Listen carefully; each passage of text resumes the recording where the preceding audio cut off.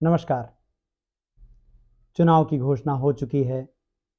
दुनिया भर में चुनाव का मौसम आने वाला है। अभी आपने देखा रूस में मतदान हो रहा था। रूस में मतदान होने से हमें भ्रम होता है कि रूस में लोकतंत्र है, क्योंकि हमने अपने दिमागों में भर रखा है कि जहां वोटिंग होती है, जहां मतदान होता है, वहां लोकतंत्र होता है। इसी तरह से चीन के बारे में भी हमें लगता है कि वहाँ भी लोकतंत्र है।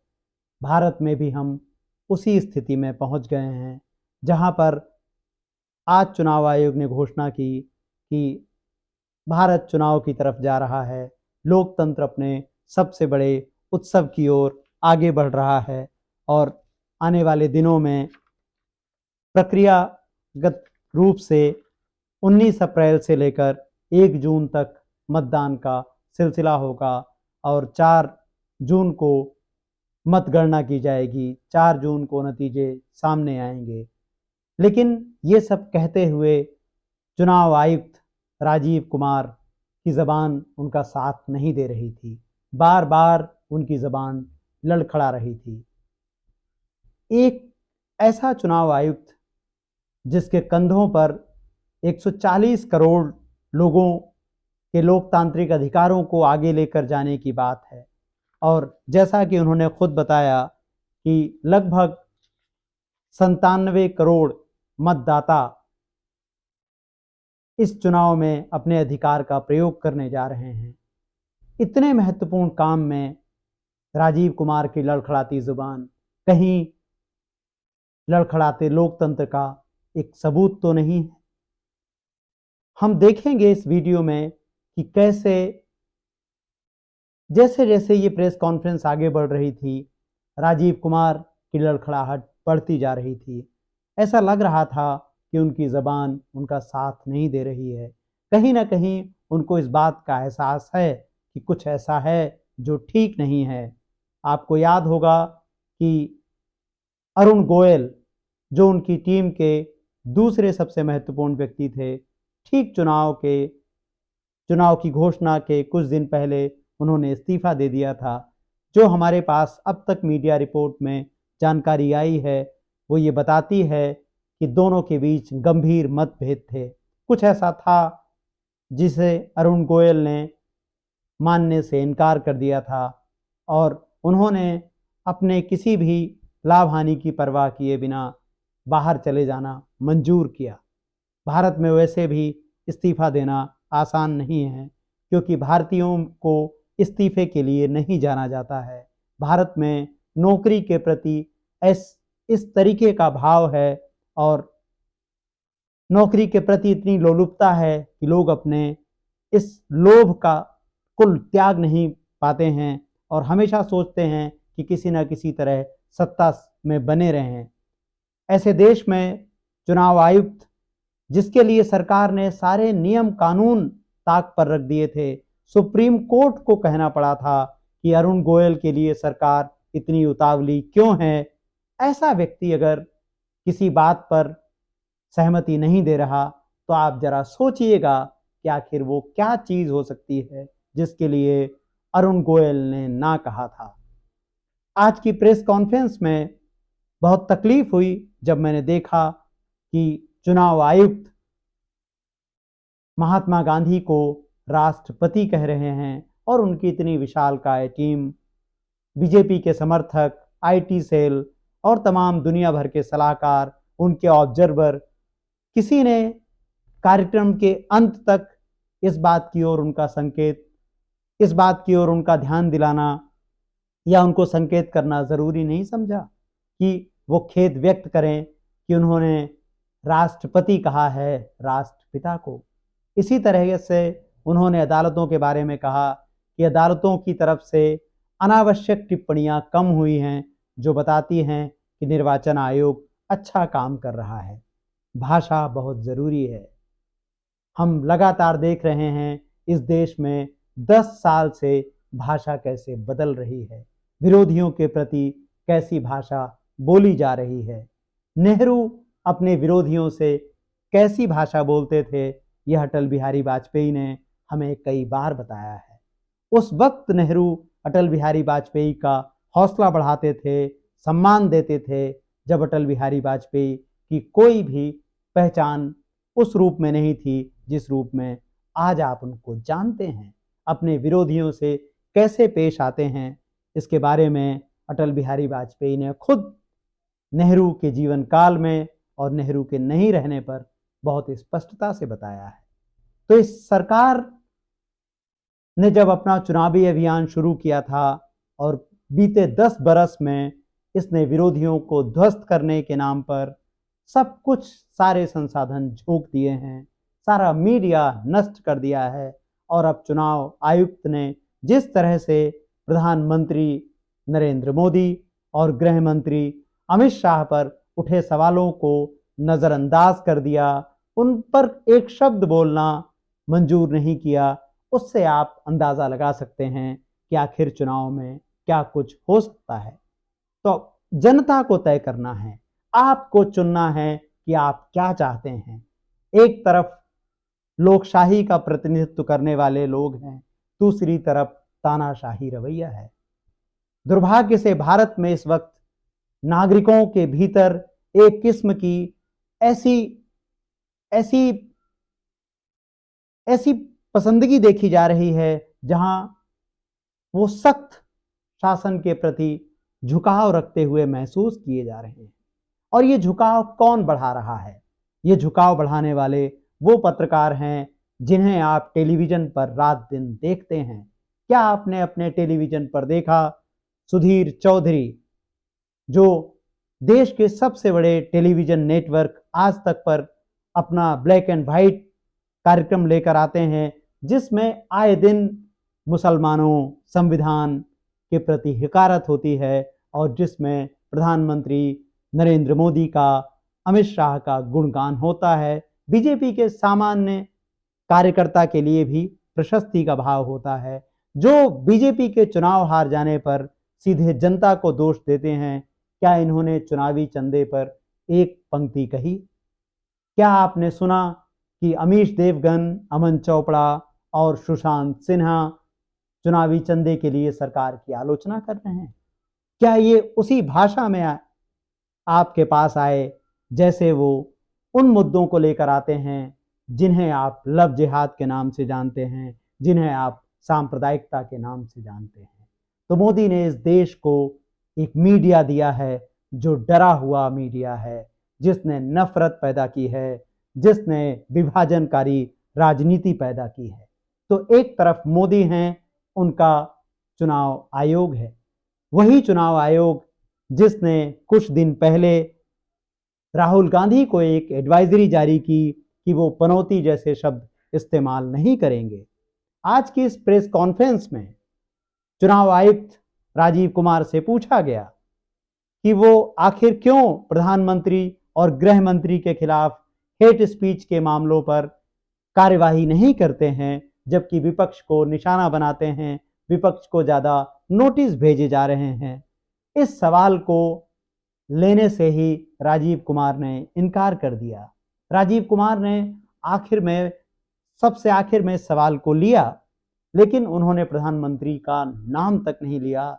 शायद उनकी जबान इस बात की इजाजत नहीं देती होगी, उनकी जबान सूख गई होगी, उनकी अंतरात्मा से ये आवाज नहीं आई होगी। जब अफसरों की अंतरात्माएं लालच में डूब जाती हैं तो लोकतंत्र में तानाशाही का प्रवेश बहुत आसान हो जाता है। तानाशाही आकाशवाणियों की तरह नहीं है, तानाशाही किसी तूफान की तरह नहीं आती है। तानाशाही धीरे धीरे धीरे प्रवेश करती है लोकतंत्र में, धीरे धीरे प्रवेश करती है संविधान को खोखला करने की प्रक्रिया में। तो राजीव कुमार का आज का आचरण, आज का व्यवहार घोर घोर निंदनीय है। उसकी स्पष्ट रूप से आलोचना की जानी चाहिए। देखिएगा कल का मीडिया आपको क्या दिखाता है। चुनावी चंदे पर बहुत से अखबार भ्रम की स्थिति पैदा कर रहे हैं। इन अखबारों को ध्यान से देखिएगा। बहुत से पत्रकार इन अखबारों के झांसे में आ जाते हैं। आप ट्विटर पर मेरे ट्वीट्स इस बारे में देख सकते हैं। मैंने बहुत स्पष्टता से लिखा है कि कैसे इंडियन एक्सप्रेस की तारीफ बहुत सारे लोग कर रहे हैं और इंडियन एक्सप्रेस कैसे आपको डाटा में उलझा रहा है और कैसे बीजेपी का नाम लेने से बच रहा है। देश का वो अखबार जिसे आप इतना विश्वसनीय मानते हैं, कैसे आपकी आंखों के सामने आपसे छल कर रहा है। लेकिन इस 10 साल में आपने पत्रकारिता को पाताल लोक में जाते हुए देखा है, 10 साल में मीडिया का निधन होते हुए देखा है।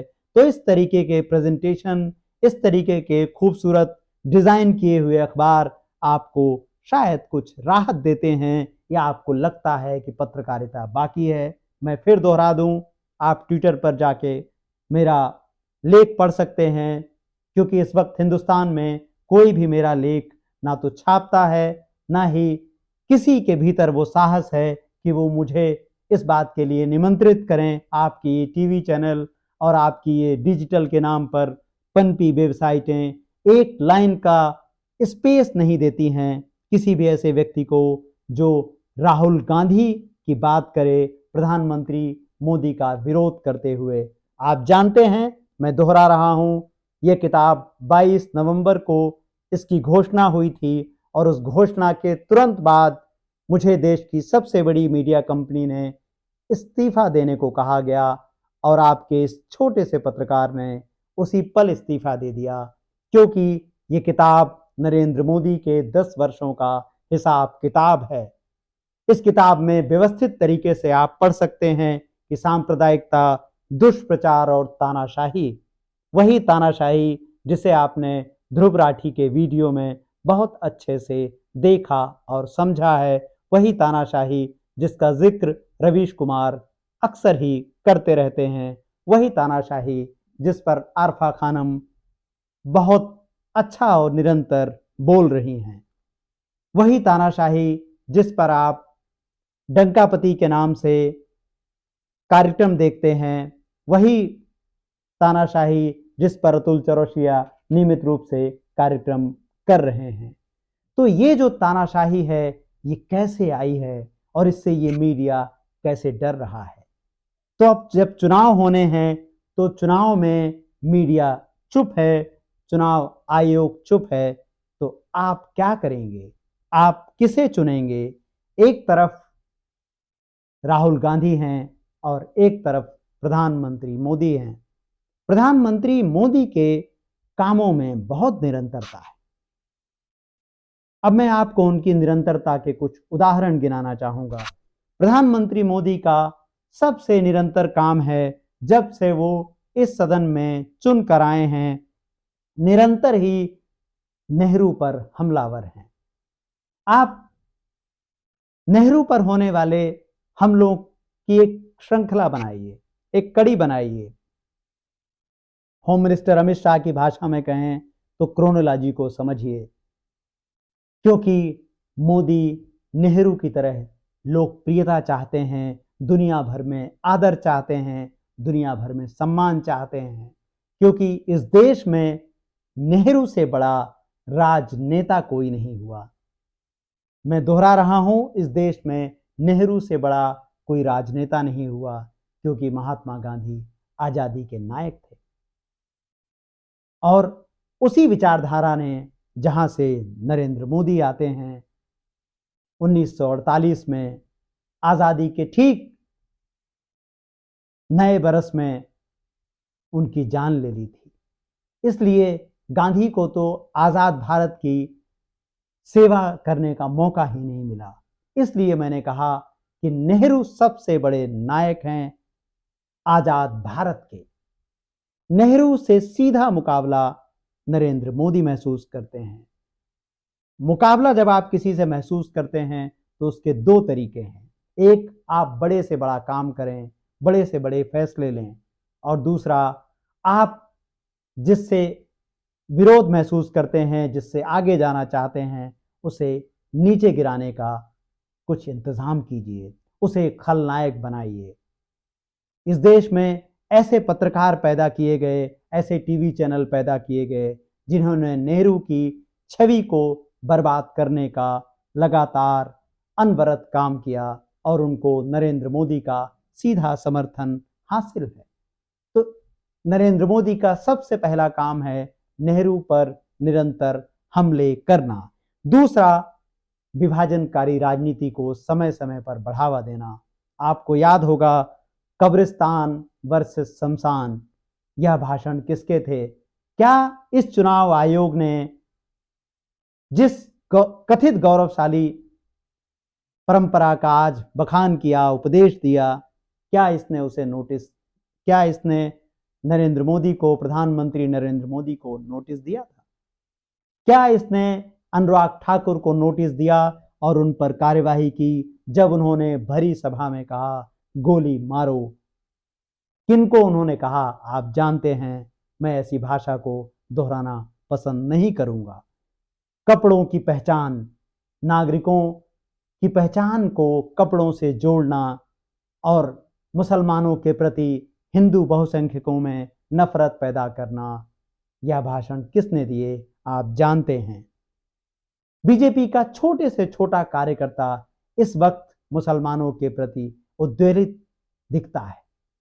आप उसे उत्तर प्रदेश के बाराबंकी से लेकर बिहार और मध्य प्रदेश के भोपाल तक में महसूस कर सकते हैं, पश्चिम बंगाल के छोटे छोटे जिलों में महसूस कर सकते हैं, बिहार के गांव में महसूस कर सकते हैं, और अब तो तमिलनाडु के दूर दराज के इलाकों में भी आप ऐसे कार्यकर्ताओं से मिल सकते हैं। नरेंद्र मोदी की, प्रधानमंत्री नरेंद्र मोदी की सबसे बड़ी निरंतरता बीते 10 वर्षों में यही है। एक और बड़ी निरंतरता है आंकड़ों के साथ छेड़खानी करना।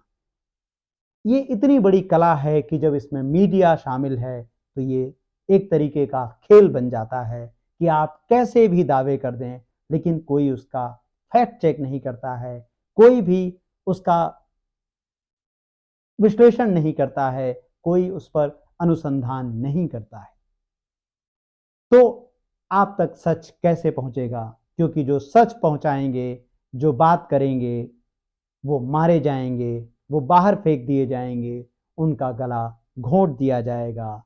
दाभोलकर, पानसारे, कलबुर्गी और बीते 10 वर्ष में बेरोजगार हुए पत्रकारों का गला दबाने के नाम पर खरीदी गई मीडिया कंपनियां असल में इसी चुनाव के लिए हैं, क्योंकि ये 2024 एक ऐसा चुनाव है जिसमें अगर प्रधानमंत्री नरेंद्र मोदी की पार्टी विजयी होती है तो संभव है कि आगे चुनाव की जरूरत ही ना पड़े, क्योंकि संविधान को 2025 में बदलने की पूरी तैयारियां की जा चुकी हैं। मैं कैसे कह रहा हूं? क्योंकि आपने अनंत हेगड़े को सुना, उन्होंने विस्तार से बताया कि 400 के पार का नारा इसीलिए दिया गया है क्योंकि ये जो संविधान है, ये संविधान हिंदू राष्ट्र के निर्माण में बड़ी बाधा है, हिंदू हितों के रास्ते में सबसे बड़ा रोड़ा है। आप इस किताब में पढ़ सकते हैं कि किस तरीके से संविधान पर एक एक करके हमले किए गए। ये हमले नीति आयोग की तरफ से किए गए, ये प्रधानमंत्री के आर्थिक सलाहकार की तरफ से किए गए, और अनंत हेगड़े उसमें ताजा उदाहरण हैं। इन भाषणकर्ताओं पर बीजेपी ने कोई कार्यवाही नहीं की, एक भी एक्शन नहीं लिया गया, जो बताता है कि कैसे आरएसएस और बीजेपी मिल करके लोगों की चेतना को भ्रमित करते रहते हैं। एक तरफ पार्टी सबके विकास और सबके साथ का दावा करती है, वायदा करती है, और दूसरी तरफ हम पहचान के आधार पर नागरिकों को विभाजित करते हैं। अब राहुल गांधी को चुनौती कौन दे रहा है? कौन है उनके सामने? अक्सर जब ये सवाल लाया जाता है तो गोदी मीडिया इस सवाल को इस तरीके से पेश करता है कि लाख कमजोरियों के बावजूद अंततः विकल्प तो मोदी हैं। यह एक भ्रम है, क्योंकि पिछले लोकसभा चुनाव में इस देश 140 करोड़ के इस देश में केवल लगभग 37% मतदाताओं ने ही बीजेपी को चुना था। यानी अभी भी बहुसंख्यक मतदाता हैं जो बीजेपी को पहली पसंद के रूप में नहीं देखते हैं। तो ये वो विपक्ष है जिसकी अगुवाई राहुल गांधी कर रहे हैं, जिसमें उनके साथ अखिलेश हैं, जिसमें उनके साथ तेजस्वी यादव और दूसरे नेता भी धीरे-धीरे उसका हिस्सा हैं। लेकिन प्रमुख रूप से ये जो उत्तर भारत की राजनीति है, जहां सबसे ज़्यादा सीटें हैं, उसमें ये 3 नेताओं की भूमिका बहुत महत्वपूर्ण है। तमिलनाडु और केरल और दूसरे दक्षिण भारत की निश्चित रूप से उनके नेताओं की और वहाँ की महत्वपूर्ण भूमिका है। लेकिन लोकसभा के अंकगणित में उत्तर भारत में इन नेताओं की भूमिका ज़्यादा महत्वपूर्ण है और इन सभी नेताओं की अगुवाई करते हुए स्पष्ट रूप से राहुल गांधी हमें नजर आते हैं। वो राहुल गांधी जिनका एक भी भाषण ऐसा नहीं है जिसमें प्रेम ना हो, जिसमें सद्भावना ना हो, जिसमें सांप्रदायिकता को चुनौती ना दो। राहुल गांधी इसलिए आरएसएस और बीजेपी के आंखों की किरकिरी बने हुए हैं क्योंकि वो सीधे सीधे सांप्रदायिकता को ललकार रहे हैं। इस देश में आजादी के बाद यह संभवतः पहला ऐसा मौका है जब कोई नेता इतनी स्पष्टता से सांप्रदायिकता को चुनौती दे रहा है। नेहरू के सामने सांप्रदायिकता जब खुलकर आई और सांप्रदायिकता का उन्होंने जिस तरह से मुकाबला किया, उसके बाद हमें ऐसा नेतृत्व कभी दिखाई नहीं दिया जो सांप्रदायिकता को इस तरह से चैलेंज करे, इस तरह से उसे चुनौती पेश करे। इसीलिए नेहरू हैं और नेहरू के बाद इस वक्त राहुल गांधी हैं जो उन्हीं के दिखाए रास्ते पर चल रहे हैं। उन्हीं महात्मा गांधी के दिखाए रास्ते पर राहुल गांधी आगे बढ़ने की कोशिश कर रहे हैं, जिनका नाम लेते हुए जबान लड़खड़ा गई आज चुनाव आयुक्त की, जिनके बारे में अमित शाह के बयान आप सब जानते हैं, मैं उन्हें दोहराऊंगा नहीं। इस किताब में आप विस्तार से पढ़ सकते हैं कि कैसे इस सरकार ने गांधी को निशाने पर रखा है। उन्हीं महात्मा गांधी के दिखाए रास्ते पर, सर्वधर्म संप्रदाय पर, सभी लोगों को अपने साथ लेकर चलने के विजन पर, उसी नेहरू के आइडिया ऑफ इंडिया पर राहुल आगे बढ़ने की कोशिश कर रहे हैं। तो ये जो राहुल की समावेशी राजनीति है और इसकी प्रतिनिधि झलक हमें भारत जोड़ो यात्रा में मिलती है, विस्तार से मिलती है। कैसे वो नागरिकों से मिलते हैं, कैसे वो मीडिया से बात करते हैं। राहुल गांधी के बारे में एक बात और आपको ध्यान रखनी चाहिए कि जब कांग्रेस यूपीए गठबंधन के तहत सत्ता में थी, उन 10 वर्षों में राहुल गांधी कैसे मीडिया से पेश आ रहे थे। आप राहुल गांधी के भाषण उठाकर देखिए, क्या उसमें मीडिया के लिए हिकारत थी। लेकिन इसी मीडिया ने आरएसएस, बीजेपी और अन्ना आंदोलन की मदद से राहुल गांधी की छवि ध्वस्त करने का काम किया। उसी छवि को ध्वस्त करने का काम किया जिसमें लोकतंत्र की लौ है, जिसमें सभी नागरिकों के लिए एक जैसे विचार हैं। तो एकदम स्पष्ट चुनाव है, नागरिकों को कहीं कोई दुविधा नहीं होनी चाहिए। एक तरफ राहुल गांधी हैं, दूसरी तरफ मोदी हैं। तो राहुल गांधी की राजनीति को समझिए, नरेंद्र मोदी की राजनीति को समझिए। अभी चुनाव की घोषणा हुई है, हम निरंतर दोनों की राजनीति आपके सामने लाते रहेंगे और कोशिश करेंगे कि आप नागरिक, लोकतंत्र और संविधान के आधार पर अपने मतदान का प्रयोग करें। भावनाओं में ना बहें, धर्म की राजनीति करने वालों को पहचानें और अपने देश में लोकतंत्र को बहाल करने में मदद करें। नमस्कार।